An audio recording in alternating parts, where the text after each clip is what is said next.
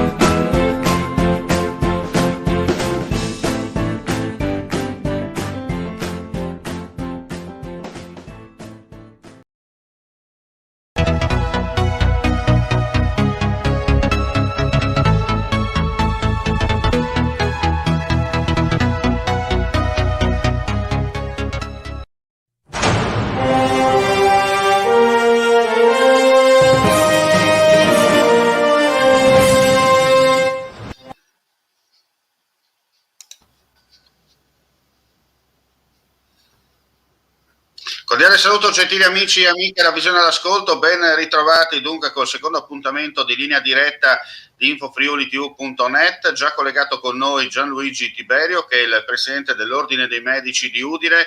Buon pomeriggio Presidente, ben ritrovato tra noi. Buon pomeriggio a voi. Allora Presidente, grazie per l'invito. L'ho contattata per un semplice motivo, uno perché dobbiamo parlare chiaramente dei vaccini, un po' il punto della situazione con lei, e seconda cosa poi chiariremo un po' la vostra presa di posizione in merito alla nomina del nuovo direttore del distretto sanitario udinese. Però facciamo un passettino alla volta, diamo priorità chiaramente alla cronaca e allora partiamo dal discorso legato ai vaccini. Diciamo che i vaccini sono la priorità in questo periodo di pandemia, quindi abbiamo bisogno di vaccinare la maggior parte delle persone in tempi più rapidi possibile, ovviamente.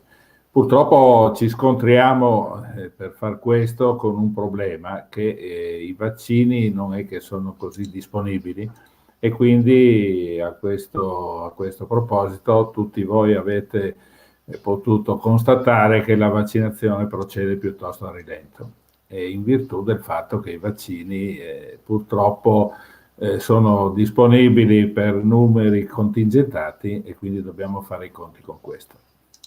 Certo, bisogna, come ha detto lei, fare i conti con questo, però almeno da quanto si sente un po' in giro c'è la voglia di vaccinare prima possibile le persone, no? Si sta cercando anche altre soluzioni per arrivare in tempi rapidi, non dico al 100%, ma quasi. Ovviamente il nostro scopo è arrivare quanto prima possibile all'immunità di gregge, quindi superare il 70-75%. Per fare questo bisogna vaccinare un gran numero di persone. Purtroppo se abbiamo i vaccini riusciamo a farlo, se non li abbiamo dobbiamo farlo con quello che abbiamo. È probabile che da qui alle prossime settimane, ai prossimi mesi, la disponibilità di vaccino aumenterà e quindi ci permetterà di colmare il gap. Guardi, proprio per rimanere in cronaca, c'è appena giunta un'ANSA in merito ai vaccini, una pubblicazione online che ha appena dato una dichiarazione online appena rilasciata dall'assessore Riccardi. Allora le dico subito, da domani, lei probabilmente lo sa meglio di me, però non tutti lo sanno, da domani l'azienda sanitaria universitaria Giuliano Isontina eseguirà le prime inoculazioni di vaccino per gli insegnanti, mentre l'azienda sanitaria universitaria del Friuli Centrale le avvierà sabato prossimo. L'azienda Friuli Occidentale invece partirà lunedì 1 marzo. Lo ha reso noto il vicepresidente del Friuli Venezia Giulia, Riccardo Riccardi, nel giorno in cui sono state aperte le agende vaccinali riservate al personale scolastico e gli appartenenti ai corpi di polizia locale. Si può prenotare, ha ricordato il vice governatore in una nota, attraverso i centri unici delle aziende sanitarie, il CUP, le farmacie e il call center regionali. Insomma, Sì, una buona notizia ulteriore, no? Sì, era una notizia di cui avevamo avuto ieri un'anticipazione in una riunione che abbiamo avuto con i vertici regionali. E d'altra parte sta partendo appunto la fase 2 che prevede la vaccinazione con il vaccino AstraZeneca del personale particolarmente a rischio, quindi la scuola, le persone, diciamo, i servizi essenziali, ecco, quindi pompieri, forze dell'ordine, eccetera. Ecco, dicevamo, no, di riuscire a coprire nel breve tempo possibile il territorio non è così facile, bisogna trovare delle postazioni, dei luoghi anche adatti, no, a dare non solo il vaccino, ma anche garantire la sicurezza alla persona che viene vaccinata. Certamente, diciamo che per quel che riguarda il vaccino Pfizer ha delle problematiche un pochettino più complesse dal punto di vista della conservazione. Sappiamo che deve essere conservato a temperature molto molto rigide, ci vogliono dei frigoriferi particolari perché devono raggiungere meno 70, meno 75 e danno una gestione particolare di questo vaccino. Però gli altri vaccini, per esempio l'AstraZeneca, per esempio quelli che stiamo aspettando come il Johnson Johnson oppure altri tipi di vaccino, ci permetteranno di poterli gestire anche nei nostri ambulatori. Ecco, a fronte di questo c'è stata recentemente, è stato siglato recentemente un accordo a livello nazionale con i sindacati della medicina generale che permettono di poter gestire queste vaccinazioni anche nei nostri ambulatori, certo, naturalmente mantenendo quelle che sono le situazioni di sicurezza, eccetera. D'altra parte, noi negli ultimi anni abbiamo dimostrato di vaccinare un gran numero di persone con le vaccinazioni anti-influenzali e antipneumococciche, gestendole in prima persona. Chiaro. Senta, invece per quanto riguarda le persone che hanno avuto il Covid asintomatiche, no? Che per fortuna sono uscite, ritornate a riprendere, come si dice, la vita normale, ci sono sempre di più voci che dicono puoi aspettare per fare il vaccino perché teoricamente va da 3 a 6 mesi e via dicendo. Ecco, invece lei cosa consiglia? Allora, diciamo che non ci sono ancora dati ben precisi su cosa fare nelle persone che hanno già avuto il Covid. Sentivo in una diciamo, comunicazione proprio di questi giorni, mi pare ieri o ieri l'altro, che per le persone che sono state positive al Covid si raccomanda una dose singola e nel giro di qualche mese dopo aver avuto l'episodio. Mi pare di aver sentito 6 mesi, però non vorrei essere diciamo frainteso perché non ho contezza sicura del lavoro ricevuto. Certo, e questa è la cosa importante. Cosa dobbiamo aggiungere ancora, Presidente? Ma diciamo che il momento è ancora critico e quindi dobbiamo fare appello a tutte le persone di mantenere alta la guardia, di avere molta attenzione a rispettare rigorosamente quelle che sono le misure di sicurezza che ci hanno dato modo di fronteggiare il virus in maniera ottima. Diciamo che se noi tutti facciamo le cose giuste riusciamo a ottenere anche ottimi risultati. Tenga presente che per quest'anno di casi di influenza, anche perché la gente si è vaccinata e anche perché ha usato le misure di protezione individuali, di casi se ne vedono veramente ben pochi, quindi significa che le misure funzionano e funzionano molto molto attentamente se noi facciamo le cose giuste. Senta, si parla tanto della terza ondata, perché purtroppo ormai si dice che a volte quando se la tira prima o dopo arriva, no? Però questa terza ondata è prevista. Ecco, queste diciamo DPCM attuati dal nuovo governo, ricordiamo che il nuovo governo è entrato ufficialmente operativo questa settimana, no? Tra l'iter burocratico parlamentare e via dicendo, ma questa diciamo ulteriore proroga agli spostamenti tra le regioni, questo pseudo lockdown che si cerca di trovare tra le stesse regioni e il governo per dalla zona rossa passare a tutti arancione, in modo tale da cercare di evitare poi a Pasqua di non trovarsi rinchiusi nuovamente in casa. Secondo lei sono metodi validi oppure tentativi tanto per provare e sperare? Diciamo che stiamo vivendo adesso un periodo in cui l'ondata si è un po' affievolita. Per fare il pari a quello che diceva bene lei prima, non vorrei che ci trovassimo troppo tranquilli, troppo contenti e la terza ondata arrivasse prima che ce ne accorgessimo. Il sentore che diciamo, le varianti, soprattutto le varianti inglesi, di cui ci sono dei numeri in progressivo incremento, possano rappresentare quella che si dice la prima avvisaglia della terza ondata, ci sono già tutti. E temo che i provvedimenti messi in campo, come il nuovo DPCM, queste prime misure di restrizione, eccetera, siano da individuare come le prime avvisaglie per poter mettere un freno alla possibile terza ondata. Ecco perché mi sento di richiamare in maniera molto molto attenta le persone a mantenere quelle che sono le misure di sicurezza e le misure di protezione individuale, proprio perché la versione inglese ha una maggiore contagiosità, sembra che sia addirittura superiore del 30% e sembra che sia anche molto più letale, quindi possa avere degli effetti Certo. diciamo patogeni molto più rilevanti. Insomma, Quindi bisogna sempre tenere alta l'asticella, tanto per essere chiari. molta attenzione, non considerarsi al riparo da eventuali rischi, che sarebbe forse il rischio più grave che possiamo correre. Manteniamo Chiaro. alta la guardia e facciamo le cose giuste e avremo col vaccino forse la possibilità di tornare a una vita normale.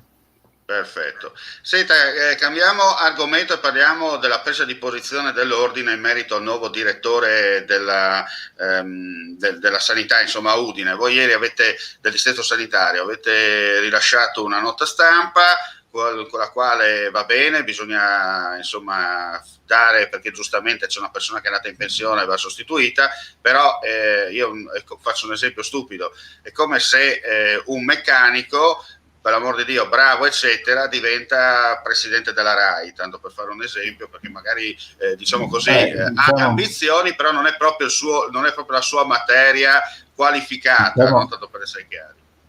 Chiarissimo. Diciamo che l'esempio è un pochettino troppo oltre. Troppo spinto. Diciamo che la legislazione, regolamentazione prevede che possa fare il direttore di distretto anche una persona che abbia certe caratteristiche, e noi assolutamente non mettiamo in dubbio le caratteristiche della persona che è stata nominata ad interim, anzi non abbiamo niente contro di lui, eccetera. Però rappresentiamo la nostra preoccupazione perché a livello ordinistico abbiamo ricevuto alcune segnalazioni da parte di colleghi che, molto preoccupati, ci hanno detto appunto di prendere una posizione in riguardo. E visto che c'era forse il tempo di poter fare le cose con calma e preordinare la sostituzione, si poteva anche prevedere senza trovarsi all'ultimo. Certo. Senta, ma queste decisioni vengono sempre calate dall'alto, nel senso che c'è sempre una manovra politica di mezzo, oppure ci sono, come si dice, delle riunioni anche tra medici e professionisti del settore? Ma è una decisione aziendale, quindi le aziende prendono le loro decisioni a seconda delle caratteristiche, diciamo, di comando, della linea di comando che hanno. Ovviamente, però, come ordine noi abbiamo anche il dovere di sorvegliare che ai cittadini venga dato un servizio di qualità, e ritengo indispensabile che un direttore di distretto come il distretto di Udine, che fa capo a una popolazione molto rilevante, possa avere, diciamo così, delle caratteristiche di garanzia anche di un servizio adeguato alla popolazione. E siccome deve gestire un numero di sanitari molto molto elevato, credo che sia necessario, a mio avviso, che abbia le competenze, alte competenze necessarie per gestire questa cosa.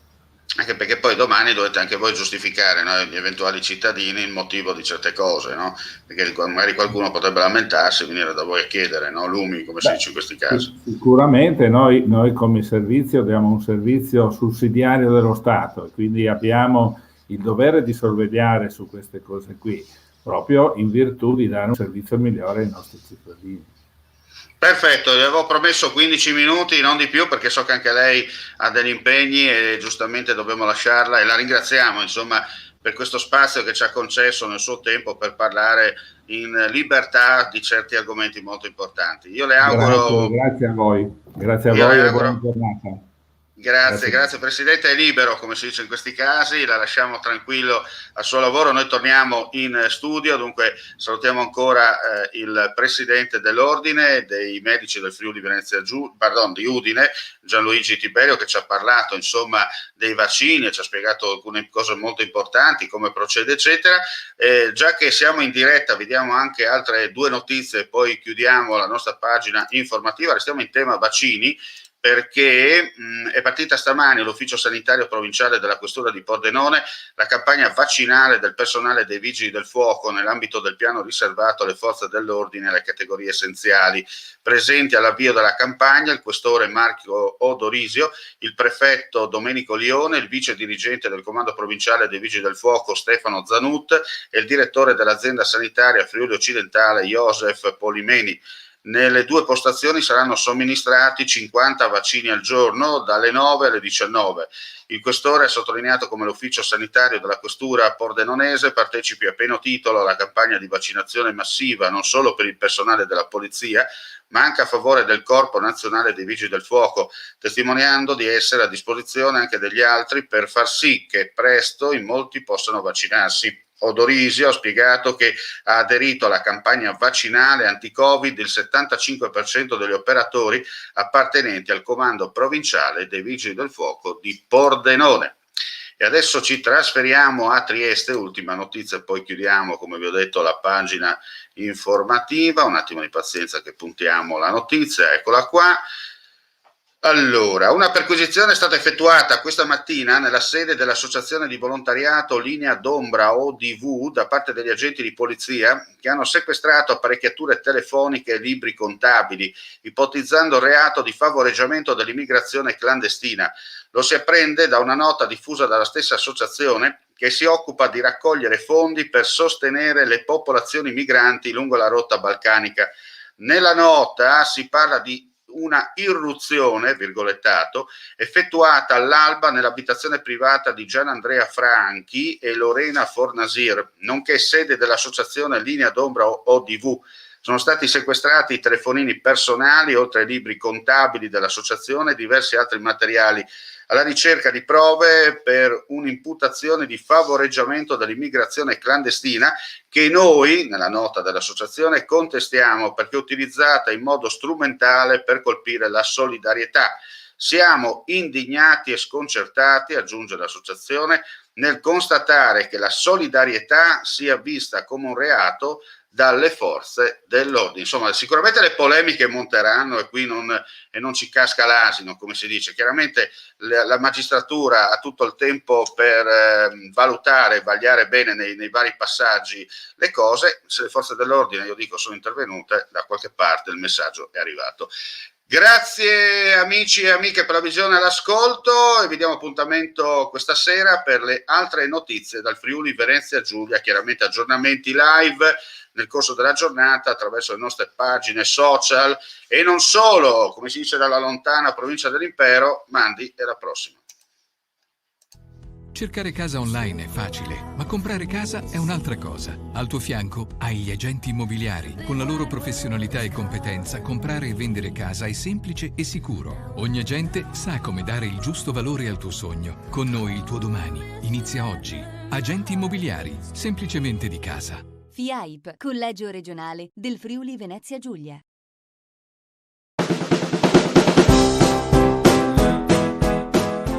Claudin, il nuovo locale alla moda, nato a Cormons, dove la tradizione, il servizio e la qualità si fonde in un unico progetto, Claudin.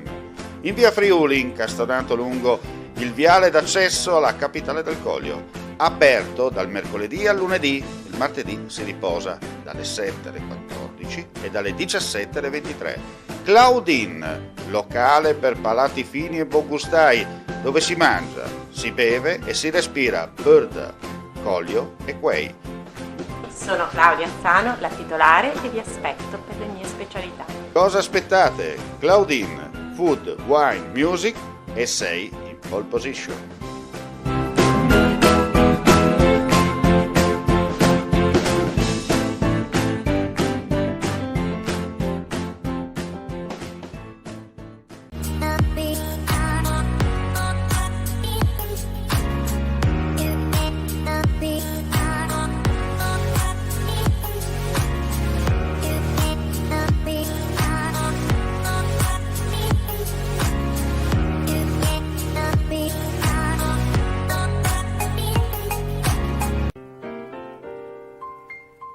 Artline Occhialeria, dal 1994 il vero artigianato italiano, un cuore totalmente friulano. Quando il Made in Italy è vero Made in Italy. Artline Occhialeria, a Forni di Sopra, www.artlineocchialeria.com.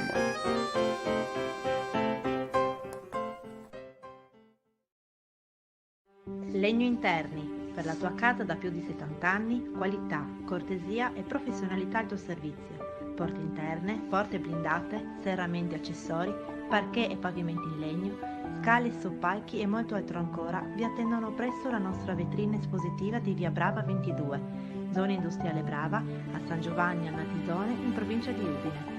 Per maggiori informazioni visita il nostro sito www.legnointerni.com o passa a trovarci.